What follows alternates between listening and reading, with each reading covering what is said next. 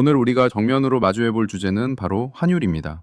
최근 외환시장을 지켜보시면 원달러 환율이 한때 1,560원대까지 치솟았다가 최근 1,460원대로 다소 진정되는 모습을 보이고 계실 겁니다. 사실 이 흐름에 대해서는 저희 경제 키보드에서 이미 여러 차례 예고해 드린 바가 있습니다. 대기업의 해외 자금 조달, 특히 SK 하이닉스의 ADR 관련 대규모 자금이 8월 말까지 국내로 순차적으로 유입되면서 막대한 달러 공급이 이루어졌고, 이것이 일종의 강력한 안전판 역할을 해주고 있기 때문입니다. 하지만 여러분, 이 겉모습에 안심하고 계셔서는 절대 안 됩니다. 진정으로 냉정하게 들여다봐야 할 진짜 거대한 폭풍은 따로 있습니다. 바로 옆나라 일본의 통화, 엔화의 운명입니다. 지금 엔화는 완전히 무너져 내리고 있습니다. 2024년을 넘어 최근까지 엔화 환율은 1달러당 163엔을 돌파했습니다. 1986년 12월 이후 무렵이니까 무려 39년 7개월 만에 최저치를 기록한 것입니다. 잠깐 생각해 보십시오. 일본은 한때 세계 G2의 경제대국이었고,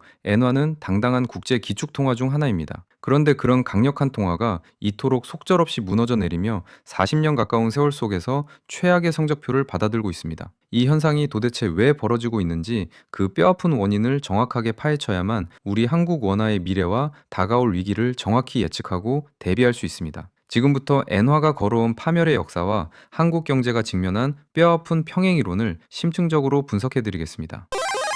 첫 번째 이야기로 엔화는 왜 휴지 조각이 되었는가에 대한 엔화 폭락의 뼈아픈 역사를 짚어보겠습니다. 먼저 엔화의 지난 10여 년간의 궤적을 그래프로 그려보면 참으로 황당하기 그지없습니다. 2001년 일본에는 현대사에서 씻을 수 없는 국가적 재난인 동일본 대지진이 발생했습니다. 상식적으로 생각해 보세요. 국가적인 대재난이 터지면 그 나라의 통화 가치는 폭락하는 것이 정석입니다. 그런데 2001년 당시 위기에 빠진 일본의 엔화 환율은 어떻게 움직였을까요? 놀랍게도 당시 엔화는 1달러당 75엔 선까지 강세를 보이며 치솟았습니다. 일본은 위기에 강하다, 엔화는 세계 최고의 안전자산이다 라는 믿음이 전 세계 시장에 굳건하게 박혀 있었기 때문입니다. 자국 내에 대참사가 일어났음에도 오히려 엔화 가치가 폭등하는 기현상이 벌어졌던 것입니다. 하지만 그 후로는 어떻게 되었습니까? 환율은 끊임없이 우상향, 즉 엔화 가치의 끊임없는 하락인 원달러 환율로 치면 환율 상승이 시작되었습니다. 설상가상으로 최근 몇 년 사이 지구 반대편에서 전쟁이 터지고 글로벌 공급망이 흔들릴 때, 과거라면 안전자산으로 돈이 몰리며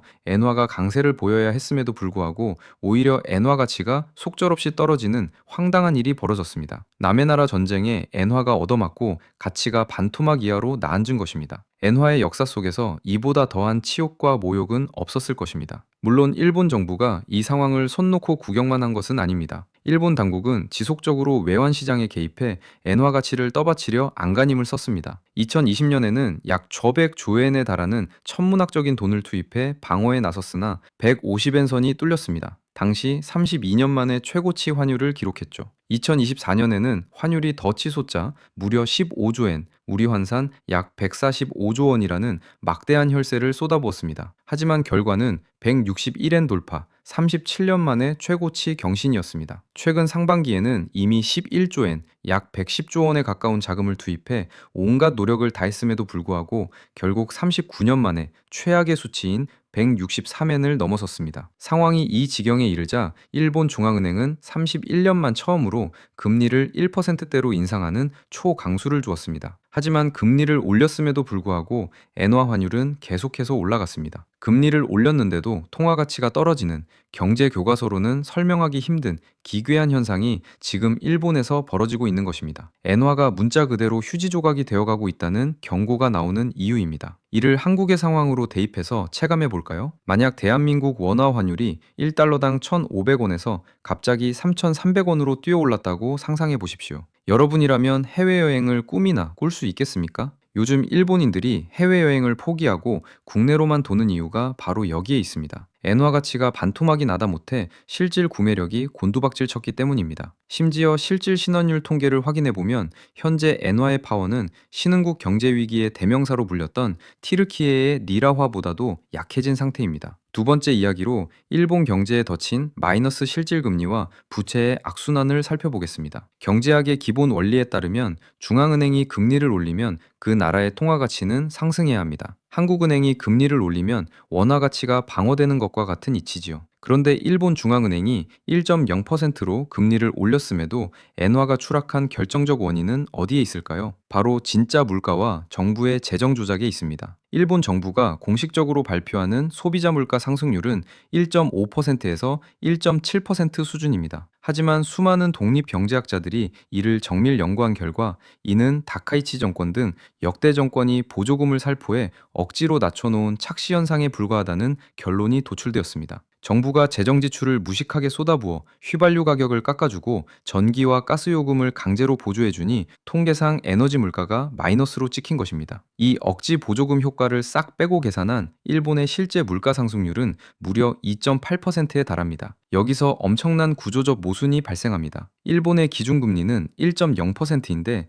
일본의 실제 물가 상승률은 2.8%입니다. 실질 금리를 계산해 보면 마이너스 1.8%가 나옵니다. 자, 생각해 보십시오. 일본 평범한 서민들과 은퇴 세대가 은행에 열심히 돈을 저축합니다. 그런데 실질 금리가 마이너스 1.8%입니다. 은행에 돈을 넣어두면 둘수록 시간이 흐를수록 내 자산의 구매력은 깎여나가고 손해를 보는 구조인 것입니다. 현재 일본 민간의 총 예금 잔액은 무려 1,001조엔, 우리 돈으로 약 1경원에 달합니다. 이 어마어마한 1경원에 연간 마이너스 1.8%의 실질금리 충격을 가해보세요. 일본 국민들은 가만히 앉아서 매년 20조엔에 달하는 자산 가치를 강탈당하고 있는 셈입니다. 이 상황에서 똑똑한 일본인들이 가만히 있을 리 만만무합니다. 예금해봐야 바보가 되는 세상이니 차라리 일본 주식을 사거나 해외로 돈을 빼돌려 달러 자산을 사들이는 현상이 폭발적으로 가속화되었습니다. 이 때문에 일본의 주가 지수는 겉보기엔 사상 최고치를 경신하며 화려하게 치솟지만 실물 통화인 엔화 가치는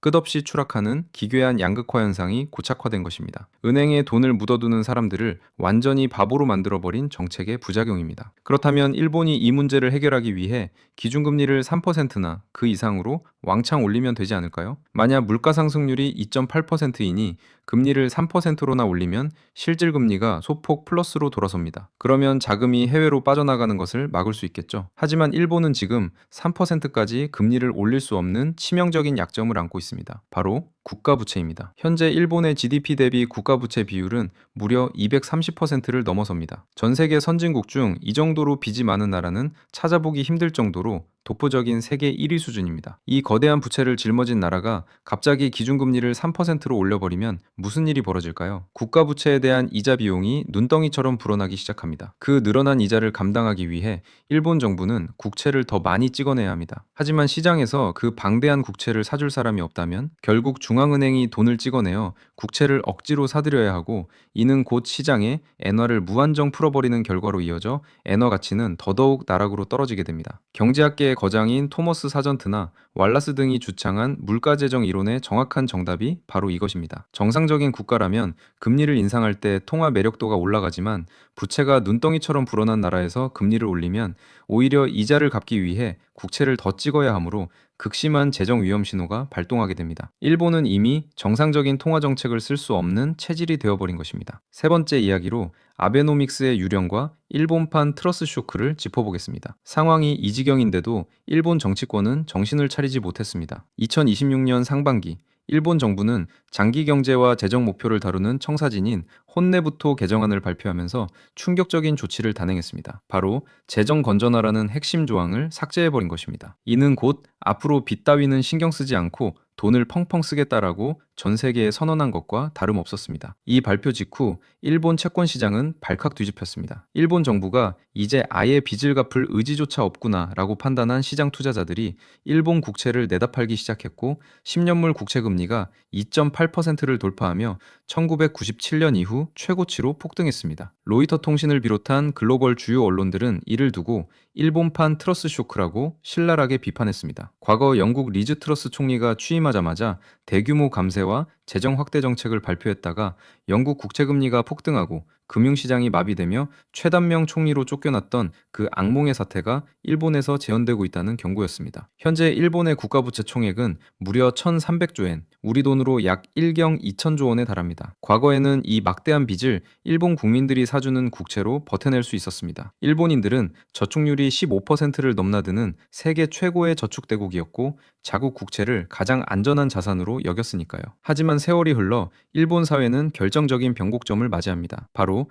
초고령화와 베이비붐 세대인 단카이 세대의 대규모 은퇴입니다. 은퇴한 세대들은 더 이상 은행에 돈을 저축하지 못하고 오히려 평생 모아둔 예금을 인출해서 노후 생활비로 써야 합니다. 이로 인해 한때 15%에 달하던 일본의 저축률은 마이너스로 전환되었습니다. 은행에 들어오는 돈이 없으니 이제 일본의 일반 은행들은 국가가 발행하는 국채를 더 이상 사줄 여력이 없습니다. 국채를 사줄 민간 수요가 말라 비틀어진 상황에서 일본 정부는 계속해서 돈을 찍어내야 하니 결국 누구 손을 빌려야 했을까요? 바로 일본 중앙은행입니다. 아베노믹스 시절부터 시작된 양적 완화의 실상은 눈 가리고 아웅하는 사기극에 가까웠습니다. 민간은행이 더 이상 국채를 살 돈이 없으니 중앙은행이 새로 돈을 무더기로 찍어내어 그 돈으로 일본 정부의 국채를 싹쓸이하기 시작한 것입니다. 그 결과가 어떻게 되었습니까? 현재 일본 중앙은행이 일본 정부가 발행한 전체 국채의 무려 49%를 보유하고 있습니다. 시장에서 소화되지 못한 국채의 절반을 중앙은행이 돈을 찍어내어 억지로 틀어막고 있는 형국입니다. 통화의 신뢰도가 유지될래야 유지될 수가 없는 구조인 것입니다. 네 번째 이야기로 서민의 붕괴와 세계 속에서 지워지는 일본의 실상을 확인해 보겠습니다.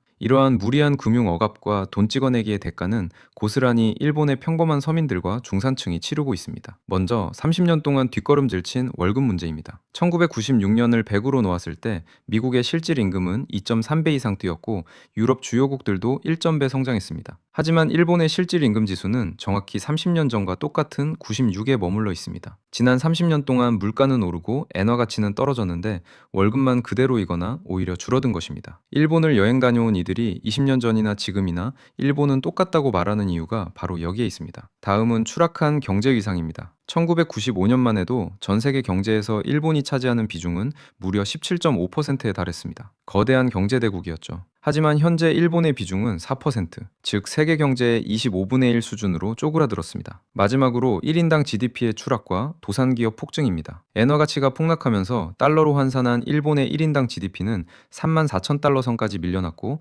이미 2020년에는 한국에게 역전당하는 굴욕을 맛보았습니다. 2026년 상반기 기준 일본 내 도산기업 수는 5,346건으로 12년 만에 최다치를 기록하며 5년 연속 증가세를 보이고 있습니다. 정부가 빚을 내어 좀비 기업들을 인공호흡기로 겨우 살려놓았지만 이제 재정의 한계에 부딪히면서 취약계층부터 차례대로 무너지고 있는 것입니다. 부자들은 자산과 달러를 사들여 웃고 있지만 하루하루 월급으로 살아가는 서민들은 극도의 고통 속에 허덕이고 있습니다. 이것이 바로 엔화 추락의 참혹한 민낯입니다. 다섯 번째 이야기로 한국은 과연 안전한가에 대한 엔화 추락의 경고를 짚어보겠습니다. 만약 이 막대한 추가 예산이 대한민국의 잠재 성장률을 폭발적으로 끌어올리는 인공지능 혁명이나 생산성 향상에 효율적으로 쓰인다면 아무 문제가 없습니다. 하지만 만약 과거 일본처럼 정치적 표심을 노리고 허투루 세워나가는 낭비성 재정 지출이 된다면 어떻게 될까요? 외국인 투자자들은 냉혹합니다. 한국 정부도 아베노믹스나 다카이치 정권처럼 빚을 내어 돈을 펑펑 쓰기 시작했다고 판단하는 순간 이들은 단 1초도 망설이지 않고 원화를 내다 팔고 한국 시장을 떠날 것입니다. 실제로 최근 엔화 가치가 폭락할 때 원화 가치가 함께 곤두박질 쳤던 이유는 시장이 한국 역시 일본의 실패한 궤적을 밟지 않을까 하는 불안감을 이미 선반영하고 있었기 때문입니다. 결론으로 구조 개혁만이 원화의 추락을 막는 유일한 방패입니다. 오늘 우리가 확인한 엔화의 끝없는 추락은 단순한 이웃나라의 가십이 아닙니다. 그것은 국가 부채를 방치하고 실질 금리를 마이너스로 만들며 무분별한 재정 지출로 통화의 신뢰를 잃어버린 국가가 맞이할 수 있는 가장 끔찍한 미래의 예고편입니다. 지금 우리에게 주어진 시간은 그리 많지 않습니다. SK 하이닉스의 달러 환전 효과로 얻은 이 소중한 몇 달간의 안정기는 결코 우리가 잘나서 찾아온 평화가 아닙니다. 이 일시적인 안정의 시간 뒤에 우리는 냉정하게 선택해야 합니다. 첫째는 철저한 재정준칙 확립입니다. 무분별한 예산 증액을 멈추고 단 한 푼의 예산이라도 대한민국의 생산성과 성장률을 끌어올리는 곳에만 집행되도록 공무원들과 정책 위반자들이 목숨을 걸고 검증해야 합니다. 둘째는 구조개혁의 단행입니다. 저출생과 고령화의 파고 속에서 연금개혁과 노동개혁을 미루지 않고 완수하여 외국인 투자자들과 글로벌 시장에 대한민국은 일본과 다르다는 명확한 신뢰를 주어야 합니다. 만약 우리가 이 황금 같은 기회 속에서 구조개혁을 외면하고 눈앞의 포퓰리즘과 방만한 재정 지출에 취해 일본의 전철을 그대로 밟는다면 미래의 한국 원화 역시 엔화가 겪고 있는 이 치욕스러운 추락의 길을 피할 수 없을 것입니다. 정부의 올바른 정책적 결단과 철저한 재정 건전성 확보를 학수고대하며 오늘 경제 키보드는 여기서 마치겠습니다. 감사합니다.